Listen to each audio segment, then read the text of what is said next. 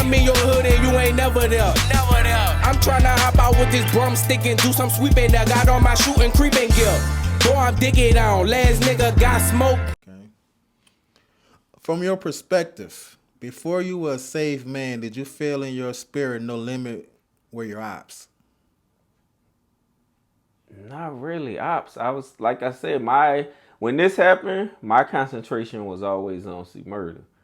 So as far as the entourage and the rest of them, I think they just playing their part and they gonna do what they supposed to do. So if it was my homies, if it was my brother, my cousin, I'm gonna say free them and I'm gonna root for them too. So I never looked at it as No Limit as a whole as the ops. It was just that one particular person. And then later it came with the nut huggers that were in my DMs and, you know, the La Troller. Shout out to them too. But yeah. How long did you think it took for your heart to change from hatred and wanting revenge to finding peace regarding your brother's death? I think this came when my dad, the true part of it, because we could always say we changed from my mouth, right? But the actions speak louder than the words. So the anger and hatred, even when I said I had forgive him, because when somebody bring it up, I would get upset. So I realized that wasn't true forgiveness or let go. When my dad got sick, when he was diagnosed with the dementia, that's when I really let it go. Because like I said before on your channel, I look at that as King Nebuchadnezzar in the Bible. When Daniel went to him, he didn't want to humble himself. And, you know, God was trying to talk to him. But when he didn't want to listen, he gave him over to them demonic spirits. And Nebuchadnezzar lost his mind, chained himself up. So that's how I look at most diseases, but especially the mental diseases. It's like it going to come from bitterness and anger and unforgiveness. Okay.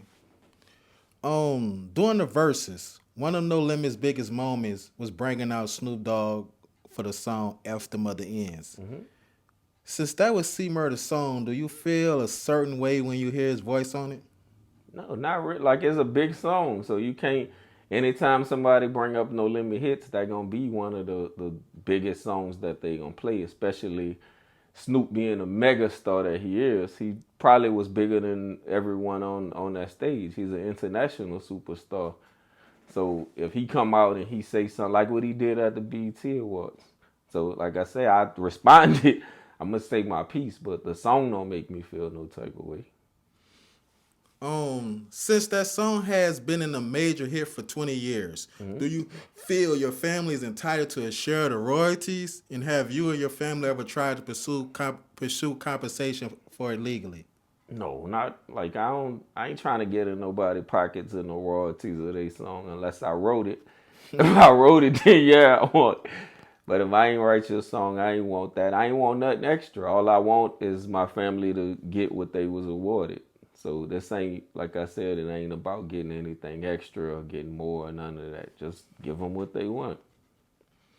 Okay, so Switched off the porch quick. I caught my balance. Told myself wherever may come my way, man, I can handle it. I saw my first body laying stiff like a mannequin. 9 yellow tape police.